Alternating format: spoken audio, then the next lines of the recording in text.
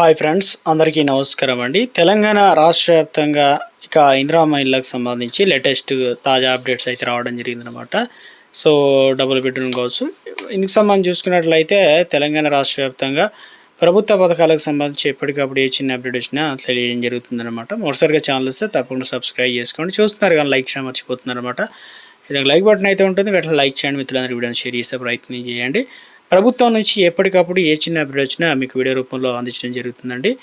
అయితే తెలంగాణ రాష్ట్ర వ్యాప్తంగా చూసుకున్నట్లయితే ముఖ్యంగా అయితే చాలామంది అయితే అడుగుతున్నారు, మాకు ఎంపీటీఓలో ఏదైతే పెండింగ్ అనేది చూపిస్తుందో కలెక్టరేట్లో అప్రూవ్ అని చూపిస్తుందో, అదేవిధంగా ఎలిజిబిలిటీ లిస్ట్ ఎలా చెక్ చేసుకోవాలి, అదేవిధంగా ఇప్పుడు సెకండ్ విడతకు సంబంధించి సెకండ్ లిస్ట్ అలా ఎలా చెక్ చేసుకోవాలి అదేవిధంగా అని చెప్పి చాలామంది అయితే అడుగుతున్నారు అనమాట. అదేవిధంగా ముఖ్యంగా హైదరాబాద్ జిహెచ్ఎంసీ పరిధిలో వచ్చేసి గత ప్రభుత్వంలో 4 జిల్లాల్లో పరిధిలో వచ్చేసి దాదాపుగా డబుల్ బెడ్రూమ్లు లాంటివి కావచ్చు ఏదైతే ఉన్నాయో వాటికి దాదాపుగా 68,000 మందికి ఇవ్వడం అయితే జరిగిందనమాట. అయితే ఇటీవల కాలంలో కొత్త విధానం తీసుకొచ్చారు. ఏం చేశారంటే డబుల్ బెడ్రూమ్లో కావచ్చు ఇక ఇతరత్ర వారిని అంటే ఇవి ఉండక చాలామంది కిరాయిలకి ఇస్తున్నారు. కొంతమంది ఏమో ఎలా గుర్తించారు ఏంటంటే ఉండడం లేదంటే కరెంట్ బిల్ ఆధారంగా వారు 3-4 నెలల నుంచి కరెంట్ బిల్ అనేది రావడం లేదు. సో అందుకని చెప్పేసి వారికి నోటీసులు కూడా అందజేశారు. అదేవిధంగా జిహెచ్ఎంసీ పరిధిలో దాదాపు 14,000 మందికి దాదాపుగా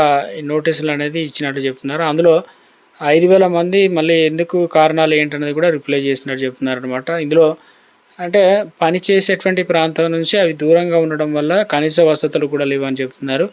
అంటే ఇక్కడ ముఖ్యంగా కావాల్సింది ఏంటంటే రోడ్లు, త్రాగునీరు, అదేవిధంగా అంగన్వాడీ కేంద్రాలు, విద్యకు సంబంధించి కావచ్చు, జీవనోపాధి విషయంలో దూర ప్రాంతాలకు వెళ్ళినప్పుడు రావడానికి పోవడానికి రవాణా ఖర్చులు కూడా ఎక్కువ అవుతుందని చెప్పేసి ఈ రిపోర్ట్ అంతా కూడా ప్రభుత్వాన్ని తీసుకుపోయినట్లు అధికారులు చెప్తున్నారు. సో అందుకని చెప్పేసి ప్రభుత్వం కూడా సానుకూలంగా స్పందించినట్టు చెప్తున్నారు.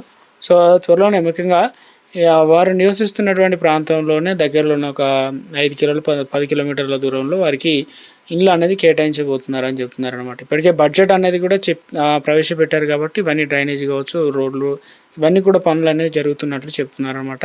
సో తెలంగాణ రాష్ట్ర వ్యాప్తంగా అదేవిధంగా తెలంగాణలో చాలామంది అయితే అడుగుతున్నారు, ఇక మాకు ఏదైతే ఏప్రిల్ సంబంధించినటువంటి ముఖ్యంగా రెండో విడత అనేది చాలామంది అయితే ఎదురు చూస్తున్నారనమాట.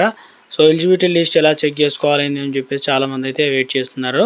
సో ఇందిరమ్మ ఇళ్ళకి సంబంధించి ఏదైతే ఎంపీడీఓలో పెండింగ్లో ఉండడం, కలెక్టర్లో అప్రూవ్ అంటే అవన్నీ కూడా ఉంటాయి కాబట్టి ముఖ్యంగా దీంట్లో మనం ఎలిజిబిలిటీ లిస్ట్ ఎలా చెక్ చేసుకోవాలి ఏంటంటే అప్లికేషన్ సంబంధించి బ్రీఫ్గా చెప్పాలంటే ఇక్కడ వచ్చేసి సెర్చ్ అనే ఆప్షన్ ఉంది కదా, మొబైల్ నెంబర్ అనేది ఇవ్వచ్చు, లేదంటే ఆధార్ కార్డు, అప్లికేషన్ ఐడి, ఏదైతే రేషన్ కార్డు దగ్గర కూడా లాగిన్ అయ్యి మన వివరాలు తెలుసుకోవచ్చు అనమాట. సో హైదరాబాద్ చుట్టుపక్కల ప్రాంతంలో వచ్చేసి ముఖ్యంగా కొంతమందికి ఏమొచ్చేసి ఈ రకంగా ఆన్లైన్లో స్టాటస్ చూపెడుతుందని అంటున్నారు. సో పెండింగ్ అప్రూవల్ కొంతమందికి ఏఈఓ అంటే కింది స్థాయి నుంచి అవి పై స్థాయికి ఏఈఓ నుంచి ఇక ఇప్పుడు కార్యాలయం అదేవిధంగా కలెక్టర్లకు అయితే వెళ్ళి తర్వాత బిల్ అనేది రిలీజ్ అవుతుంటాయి కాబట్టి సో మొత్తం మీద అయితే ఇప్పుడు ఏప్రిల్ సంబంధించి ముఖ్యంగా గృహప్రవేశాలు అయితే జరుగుతున్నాయి అనమాట. ఈ నెల ఏప్రిల్ మే ఇక ఈ నెలకు సంబంధించి కూడా చాలా ఎవరైతే ఇండ్లు అనేది ఇవ్వడం జరుగుతుందన్నమాట. సో అందుకని చెప్పేసి ఎట్లా అంటే గృహ నిర్మాణాలు కంప్లీట్ చేసిన వారికి గృహప్రవేశాలు చేసి ఇండ్లు అనేది అప్పగించడం జరుగుతుంది. ఈ నెల దాదాపు 20 నుంచి 30 తారీఖులో అయితే ఉందన్నమాట. ఈ తేదీలో ఇండ్లు వారికి అలాట్మెంట్ అయితే చేయడం జరుగుతుంది అంటున్నారు. L1 L2 కేటగిరీలో ఉన్న వారికి అయితే గుడ్ న్యూస్ చెప్పే ప్రయత్నం. ముఖ్యంగా ఇందిరమ్మ ఇళ్ళకి సంబంధించి కొత్త ఇళ్ళకి సంబంధించి పన్నులు అనేది ఇక కొత్త విధానం, కొత్త రూల్స్ తీసుకొచ్చారనమాట.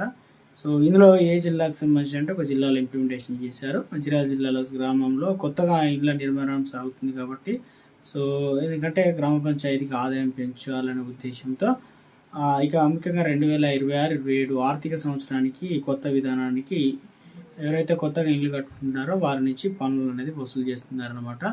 సో అదేవిధంగా వాటి స్థానంలో కొంతమంది రేకులు ఇల్లు ఉంటే వాటిని కూల్చేసి కొత్తవి కడుతున్నారు. అదేవిధంగా స్లాబులు వేసినటువంటి ఇల్లు గుర్తించి వాటికి గ్రామ స్థాయిలో భూమి రిజిస్ట్రేషన్ విలువను అనుగుణంగా పన్నులు అనేది వేయనున్నారని చెప్తున్నారు. గ్రామంలో ఇక మొత్తానికి కొత్త ఇళ్ళ నిర్మాణం కాకుండా గ్రామాల్లో ప్రతి దుకాణానికి కూడా ట్రేడ్ లైసెన్స్ జారీ కూడా ఆదాయం పెరగనుందన్నమాట.